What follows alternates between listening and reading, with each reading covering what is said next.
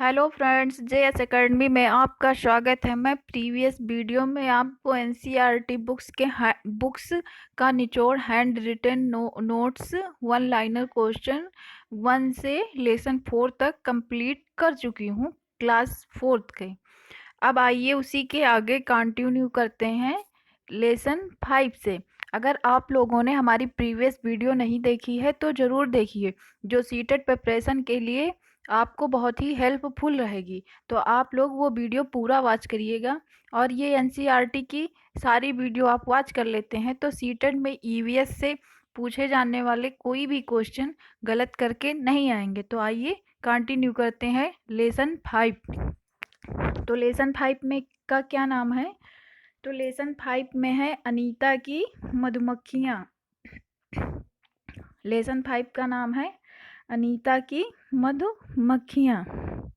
ये रहा लेसन 5।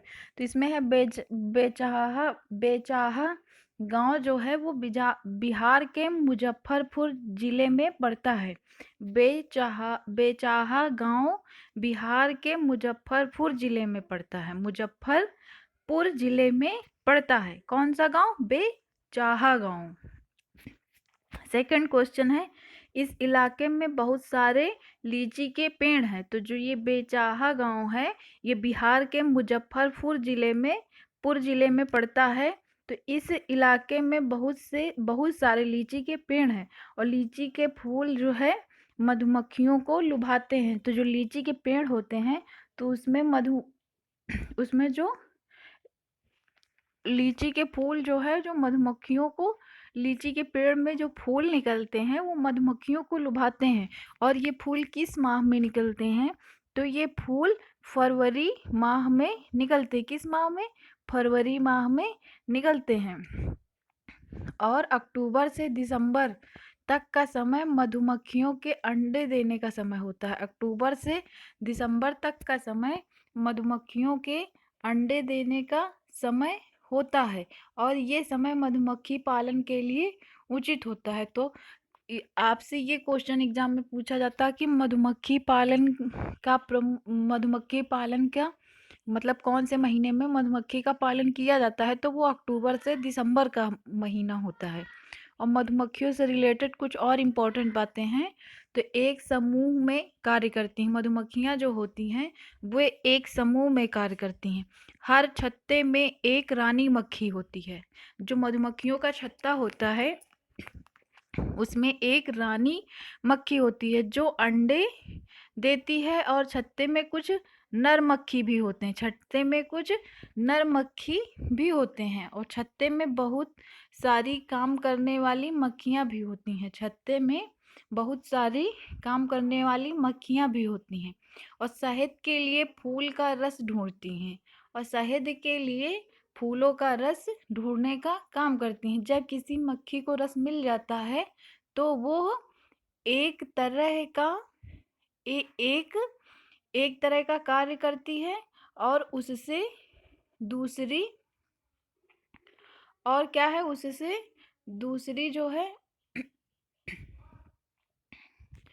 उसी से दूसरी मक्खियों को पता चल जाता है, मतलब आवाज करने लगती हैं। तो उसी से दूसरी मक्खियों को पता चल जाता है कि रस कहाँ है।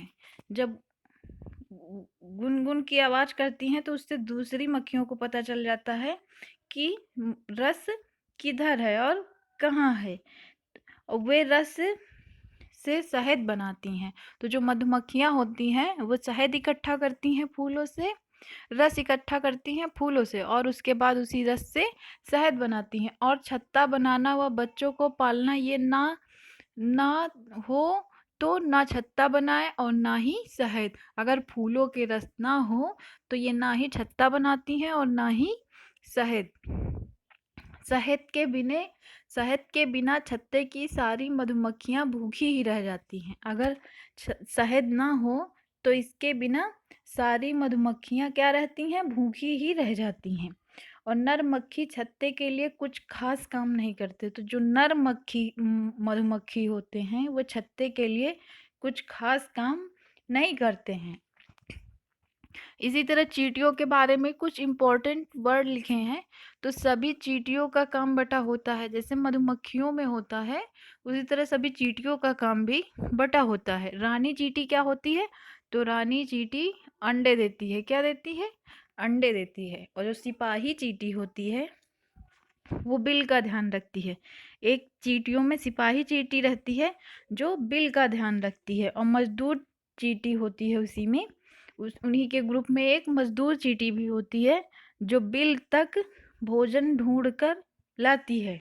और दीमक तितैया भी इसी तरह, जैसे मधुमक्खी और चींटी चींटी जो है ग्रुप में काम करती हैं, तो इसी तरह दीमक और तैतैया भी इसी तरह समूह में कार्य करते हैं।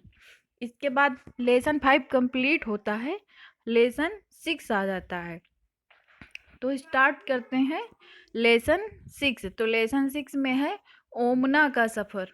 लेसन 6 में है, लेसन 6 का नाम है ओमना का सफ़र।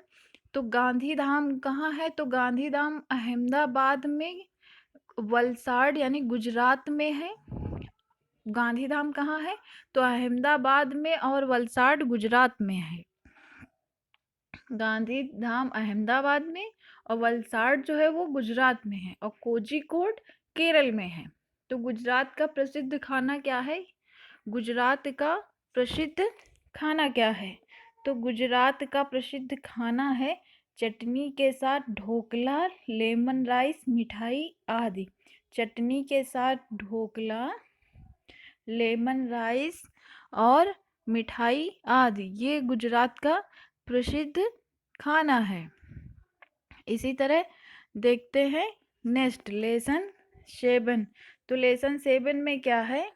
लेसन 7 में है, लेसन 7 में है खिड़की से। लेसन 7 का क्या नाम है? तो लेसन 7 का नाम है खिड़की से। तो खिड़की से है